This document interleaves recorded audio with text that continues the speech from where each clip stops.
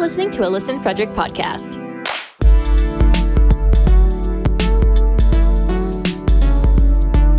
Local podcasts, live radio. It's Listen Frederick.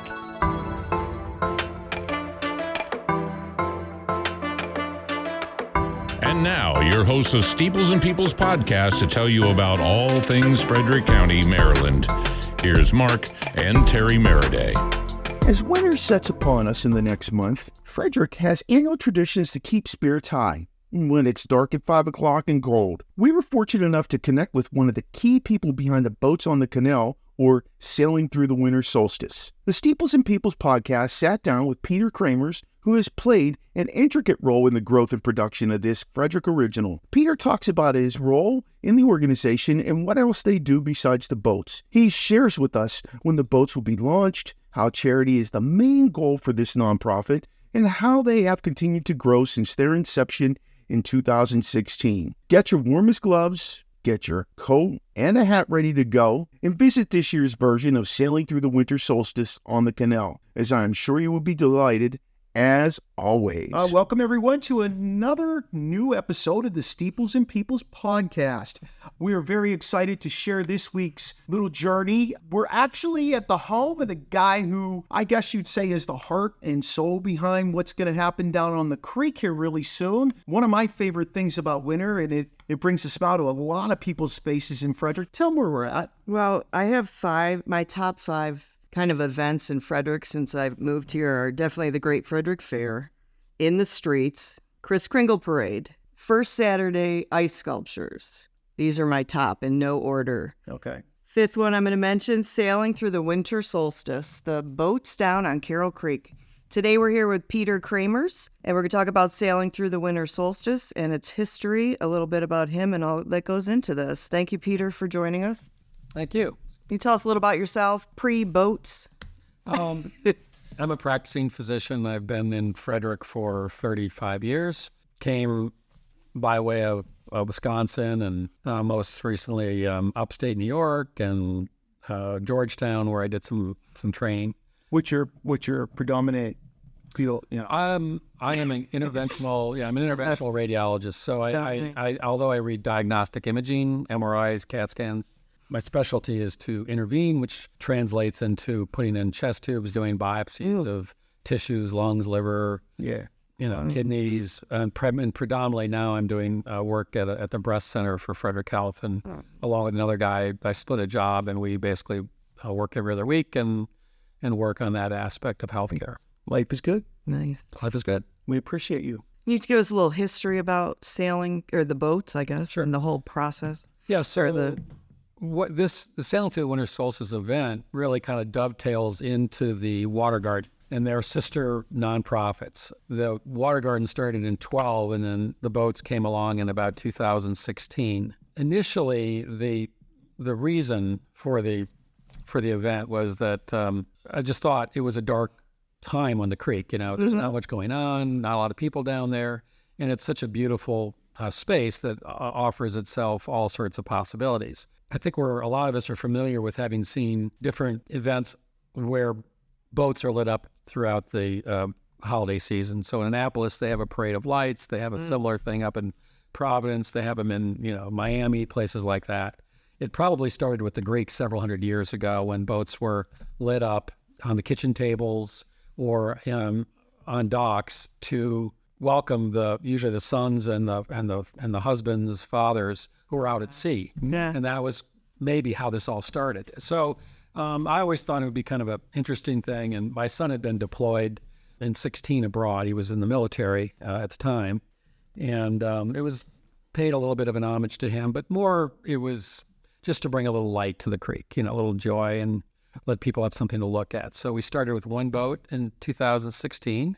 We're up to, this year we'll have 27 boats in the creek and another 2 boats which will be on land. There's one on top of Brewer's Alley, and then we usually have one in front of the wine kitchen as well. It's so fun how you built it from 1 to 27, and it's very popular. People like it, and we appreciate it. We used to go down a couple of times. We go down there for the key drop. Oh, New Year's Eve. Yeah. And we didn't know about that. And I guess they haven't been doing it. I think they've only been doing it 7-8 years. The key drop? Yeah. And we went, during the pandemic? I think 20 to 21 for the first time. I don't even know how we found out. It's not, it should be advertised more. Yeah, this year we want to help we are them. doing much more. It's super cool. I think the Manning Media Group has been is on board this year, and they're going to promote it. Last year we had a really nice turnout. We had DJs and a band, and that's the route. we had luminaries that light up the creek over that evening. We float thousands of these little battery powered floating luminaries that ignite when you throw them in the water, and it's a way for people to make a wish or loved one that they want to remember, and they throw these in. So it's quite beautiful to watch all these things moving down the creek, and then we collect them all. We have a little net, downstream, so they don't float into the Chesapeake. I'm going to tell you a little secret about our son. He loves to fish, and we have to try and we reel him back because he wants to go down. Any body of water, he'll just walk up. I want to catch that. I'm like, no, dude, you cannot do that. It's funny. He got caught on the creek where he wasn't supposed to be, so he played dumb. But if you have Manning Media behind you this year, you're going to be much more successful. Even we have Manning Media behind us here at the Steeples and Peoples podcast, so we're good. We're pretty. So do you have do you have a board, and like what's your role? Are you president of Frederick? Well, or Friends of Carroll Creek, I guess? I'm the co-founder, I guess, of the Water Garden with Lisa Collins, a good friend of mine that we started back at 12. And then Kyle Thomas and I co-founded this event, and as I said, in 2016. We do have a board because we have to meet for yearly for 501c3, and that's really the Friends of the Carroll Creek board that meets. So I think I'm the only one from our group that's on that particular board, but it's you're in charge of this part. We don't end up wearing orange suits. So we try to play it by the rules. It was kind of cool coming down your driveway and seeing the boats you have out here, and that's just a few of them. What do you got? 4 or 5 out there? Oh, I've got like 7 out there right now. Oh, really? Yeah. Literally, they're in his front yard. So what kind of boats can we see this year? Do you have anything new that you're? You said 27 of them, so.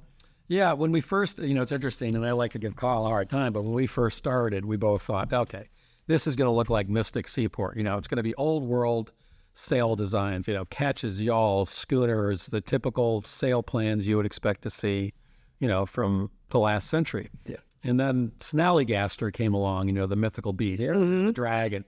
And Kyle was actually quoted in one of the magazines as saying, we don't want any dragons or Viking ships. And of course, the very next year, we had Snallygaster. And ever since Snallygaster, it's been wide open. We have, tugboats, and we have Kraken, and we have,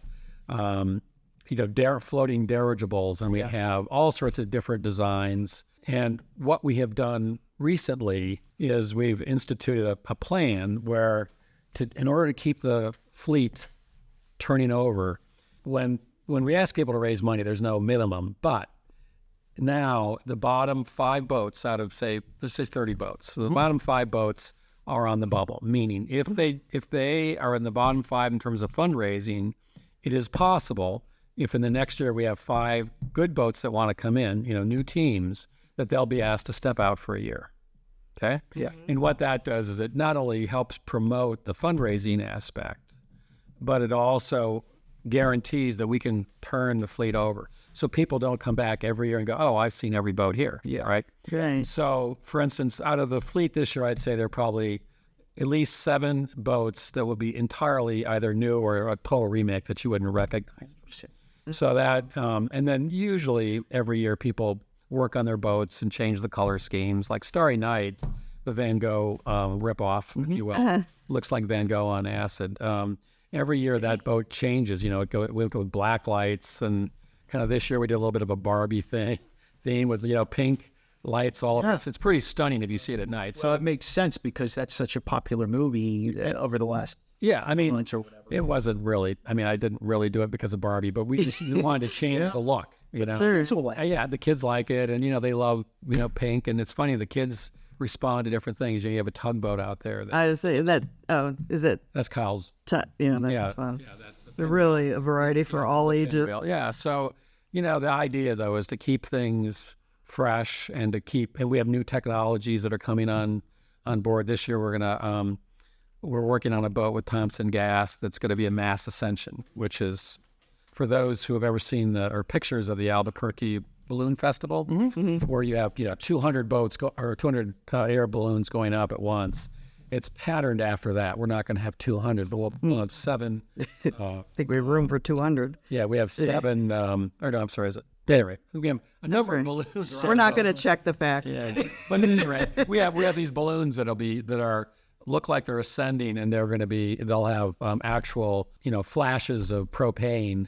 Of torches like you would see on a hot air balloon that will go off intermittently throughout the day. So that's going to add a lot of interest both day and night. Yeah. I mean, you're running propane lines, and how are they lit up? Like you're plugging them in? You know what I mean? Most of the boats we run almost battery all the boats are on LED lights, shore power. Oh, okay. 121 volts to a transformer, and then to keep the power consumption to a minimum. It's really amazing, how much you can power with LEDs, right? They're, right. 80% more efficient. So, and the whole goal of a lot of these boats is really the lights. That's what makes it. They're fun to look at during the day, but the night is when is when they really shine, so to speak. So, we run electric power cords to shore power, to circuits that are along the creek or on that center span in the suspension. So that's how they're powered. This will be the only boat that has gas. This is the first time. That's cool. Let me ask you this. Do you build the boat, or do you purchase the boat from somewhere and then design it from there the way you want to work with it? I mean, it's variable. I mean, when we first started, we started with a plastic john boat and made it look like a sailboat, and that's a lot of work. One of the boats in this year, I think it's the FCC's boat. I think they built from a kit, out of wood, from scratch, essentially. Stoltz Corporation did the same thing with their boat a couple of years ago. Like if I own a big company or I work at the gas station or I don't know, so I'm paying. Well, I'm making a donation and I'm sponsoring it, but initially the boat is my responsibility. The base thing to pull together. Yeah, it's really cool. I mean, we have built boats. Our team, if you want, the original team for people that gave us money to buy the boat and the trailer and to fit it out, to winterize it so that it could stay afloat and not take on water and all that. But in general, we encourage other people to build because we want. Otherwise, it's limited to our creativity. When you start bringing in, like this year, there's probably 17 teams, different teams. Our team is still doing a chunk, but 17 other teams are building new boats and.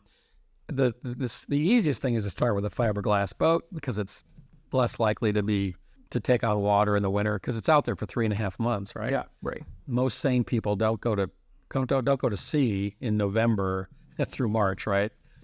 In fact, when we first discussed this with these, I talked to some people in Annapolis and I was describing this project. And they said, "You're an idiot, don't you know anything about sailing?" I said, "Well, actually, I do have a captain's license," but he goes, says, "What are you thinking?" I said, "Well, I kind of try to explain the project, but it is difficult to keep these boats dry, so that water doesn't come in through the hull or through the deck, because after 3.5 months, you could fill the boat with water 3 times over if you don't seal it properly, and then also to deal with the windage. So these boats, and this is basically a new genre, right? I mean, they're moored fore and aft. And so if you get a broadside wind out of the north and the boat is top heavy, it's going to go over. And so we've had our experience. It's going to say, did they? I've had a lot of personal experience. Do you ever have vandalism or any other? Minor. I mean, we've had minor things, but you have to go out to the middle of the creek.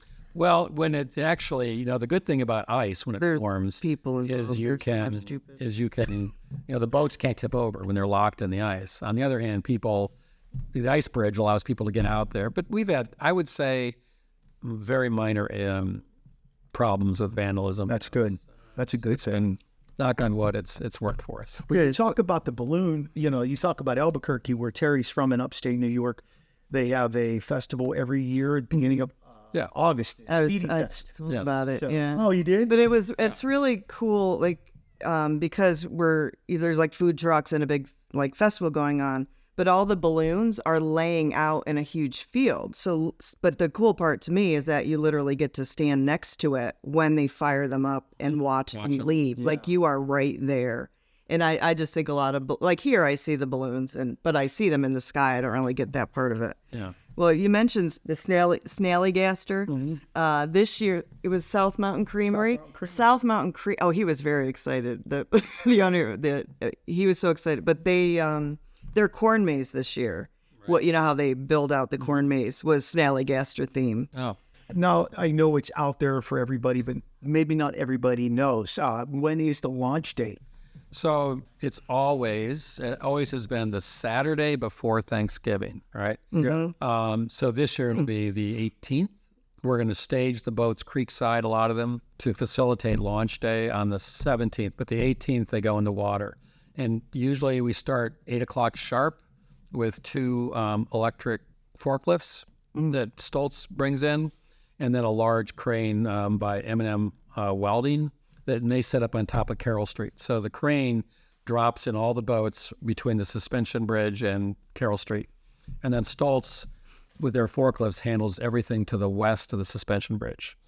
So will there be people in the water as well to help? Yeah, we have, people running buckets up and down the creek. We've got this year we'll probably have 12 people in the water. They will basically move the boats along.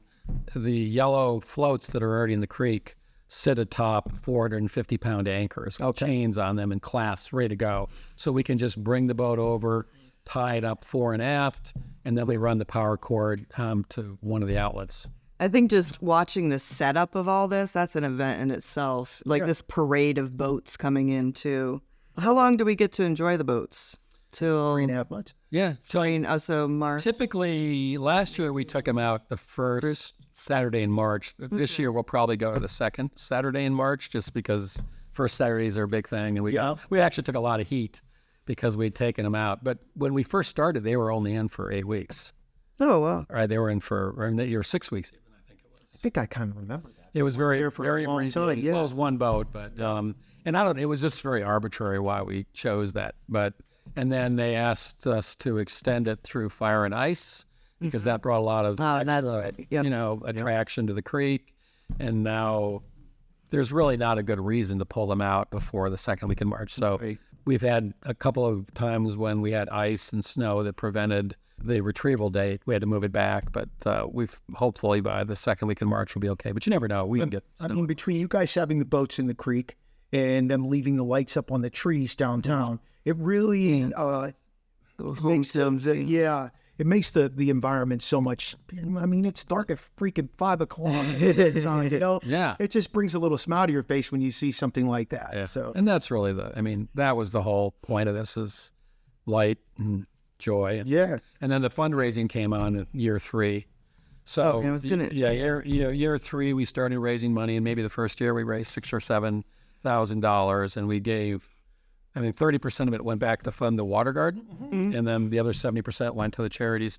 Because we've been more successful in terms of getting more boats and better fundraising. I think we raised about $130,000 last year for a number of charities, say 25 charities. Is this all businesses sponsor it? I mean, can people like us, donate or? I would say 80% of the money come from people writing big checks. The sponsors, their friends, they encourage that. Sure. And then another 20% comes in. We have this Vote for Your Boat, which is an online.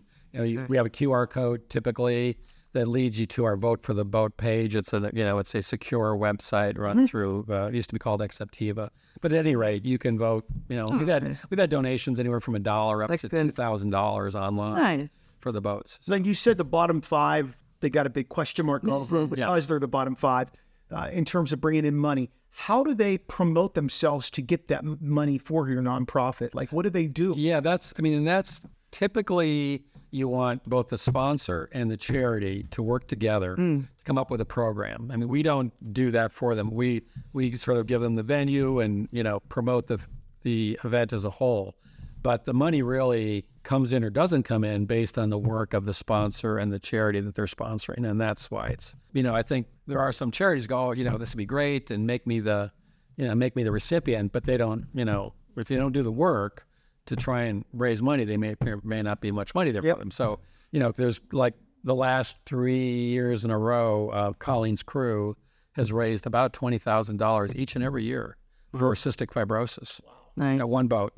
And Or some of the other boats, at the bottom end, quite a bit less. And it's really a reflection of how hard they work to bring it in. Some people have taken out ads. Some people do other, they sponsor events. They have, a beer night or something at one of the restaurants and encourage a restaurant to give a certain percentage of the proceeds. There's a million ways to raise money. I mean, this isn't my area of expertise. But it all filters back into one place, and then you divvy it from there. Well, so what happens is, each boat, like if you raise $10,000, so we've knocked that 30% down to 10%. So last year, if you raised $10,000, $9,000 went to your charity, and $1,000 went to the Color in the Creek Fund, whatever. Okay, we're hoping to keep knocking it down. So maybe this year will be 5% will go to the water garden and 95% will go to the charity. We're not trying to build up a fund, so to speak. So it's really, like if you bring in $20,000, you're going to keep 18. Okay. Right? Okay.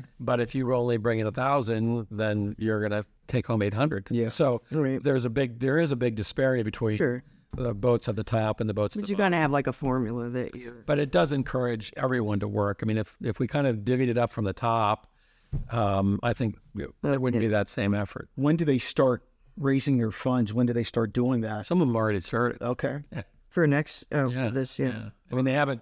I mean, we don't open our vote for your boat page until usually about a week after the event opens because we want to get pictures of all the boats to go along with the web page.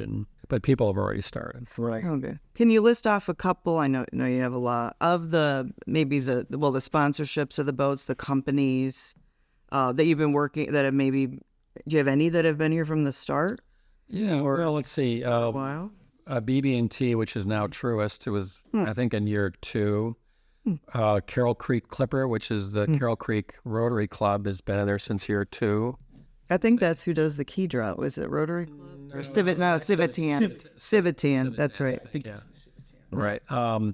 Well, Colleen's crew, that was Coastal East Coast Solutions. They do the Black Pearl. Trying to think. Hurwitz Breast Cancer Fund has been. This year they're not in, but they've been in every year since year 2 until this year. Excellent. Nice. So they're sitting out 1 year. The new Rotary, and they have their own fund that they then Century Fund, I think they call it. So each sponsor though usually picks a different charity, and sometimes they stay with the same one. Platoon 22 has been a recipient. Humanity or Habitat for Humanity has been a charity that's received. I think Second Chance Garage. I get expectations. I appreciate. So it was Equine Rescue. The last couple of years there were 2 boats that received, or 2 That's great. Horse rescue funds that received monies. It's pretty varied. In terms of like a website, social media, what do you have that you get, like if somebody wants to continue to watch what's going on and things In like the that? loop. Yeah. So the website is coloronthecreek.com. Okay. And that website makes a little bit of a change during the winter when we transition from the water garden to the sailing through the winter solstice. That's we can watch it all year. Yeah, and that's the one that you go to, and that's where you can sign up if you want to be a volunteer. It's a place for information. There's a link on there to vote for your boat, and so that's sort of the general place. And then we've never really paid anything for advertising, but we've been very fortunate. We've had magazine coverage from a lot from Frederick, but some regional magazines. Is it Fox and Hounds or AAA? Yeah. Where typically there's a weather cam that's focused on the creek from Fox 5. And so we see these people from Northern Virginia who see it every morning. I see it on. It's on television. Yeah. I've seen it on. Yeah. And I just think a Facebook group like Everything Frederick or even Next Door, like people are talking about it, taking pictures, sharing that. Yeah, so we're seeing it there too. That's where we probably get most of our jam, if you will. Every once in a while we do an interview for Hagerstown. What's their station? I don't know the Frederick one. Hagerstown. You went over there to the. Sorry. Oh, the TV. I don't know anything. HAG? Is it WHAG? I don't know. Because it's on the side of the building. Okay. Oh, right. Because man, And then more of late, Manning Media has been a big supporter, and they're going in big this year to promote not just the event, but also the New Year's Eve. So last year was really the first time we kind of ramped that up. We had done it one time before, but this this past year was pretty amazing. I'm so excited to see. There were a lot of people down there, 1,000 easily. I mean, and it was just a lot of fun. Now, what kind of volunteers do you need? Do you still, or just even for next year if you're covered? It's pretty variable because we have a group of people that are like live the water garden and some that are just involved in the boats, but there's a lot of crossbreeding. I would say 30% of the people that are involved in the water garden are also involved with sailing through the winter solstice. No, sure. And everyone has different skills, and we need everything from people who want to just get in the creek and prune plants. So we get a very large turnout for the water garden, with like the junior naval ROTC, like 20 or 30 kids will show up from Frederick County schools. The Rotary Club, the Men's Garden Club of Frederick was one of the first group, and they've supported this all throughout its existence, really. And, some of us are getting a little bit older, and we need the younger, stronger, people, but it's got a lot of young people involved. You said this falls under the auspice of what's the name? Friends of Carroll Creek Urban Park. Urban Park. Okay. Urban Park, that's the official 501c3 that's, federal certified. No. Sure. Do you remember when we were at the wine kitchen? It might have been New Year's Eve.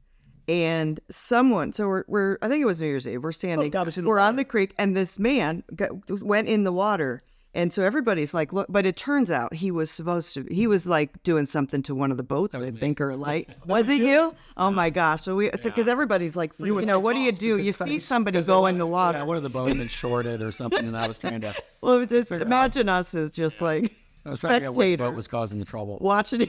Just go in the. The first time I went in, people thought I was totally crazy, and maybe they were right. We were just more like, do we call the police or is he okay? That's what you told us. That's really that the boat was having some issues, and that was your job. Oh, good. Yeah. And there's a lot. I'm not the only. There's a lot of us. Sure. Get in the water, and that's funny. And in fact, if you could do a cold water winter rescue, we have a special. You've probably seen some of the shirts around the sweatshirts, the Carroll Creek Yacht Club. Yep. So we have some that are red. So if you go to a boat that's in distress, it's tipped over, and the water's 35 degrees, and it's wind chill's 10, you get a red sweatshirt. You can't buy them; they have to give it to you. You earn it.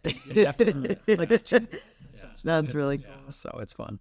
Well, thank you, Peter. We learned a lot. We learned everything we wanted to know and more. We appreciate your time. I appreciate you doing this. It's looking forward to a cause. Looking forward to being there next Saturday. I might have to come through on Friday just to see them staged on land. That would be pretty. Yeah, that is kind of fun, actually. And we have electricity there, so we can plug everything in and check them out and make sure everything's working. Because once they go in the water, it's a little more difficult. So. Well, thank you again. Well, thank you. Appreciate it. We'd like to thank Peter again for sitting down with us during this crunch time for those guys and getting the boats ready to put in the canal. You can find them on Facebook. You can see some of their stuff going on visitfrederick.org, on Destinations Frederick County. They're all over the place right now. As long as you're Googling Frederick County, Maryland, you can find sailing into the winter solstice. Follow and connect with us here on the Steeples and Peoples podcast by checking out our website, which is soon to launch its store. Our website is steeplesandpeoples.com. Like our Facebook page at Steeples&Peoples. Join our conversation on Twitter. Reach out to us on Snapchat. And those are Steeples Peoples. And you can also check us out on Instagram, visit and watch our TikToks. And don't forget, we have episodes now up on YouTube. Those are all Steeples and Peoples. Feel free to let us know if you have any comments, questions, suggestions for future guests. If you just need to reach us and ask us a question by emailing us at steeplesandpeoples@gmail.com. Thanks to Steve Medley for doing our voice intro and outro. And don't forget to subscribe and join us weekly to find out what's going on with all things Frederick County, Maryland on the Steeples and Peoples podcast. Don't forget to like, subscribe, and follow us to find out what's going on in all things Frederick County, Maryland. And join our Facebook group to enter our weekly giveaways at Steeples and Peoples.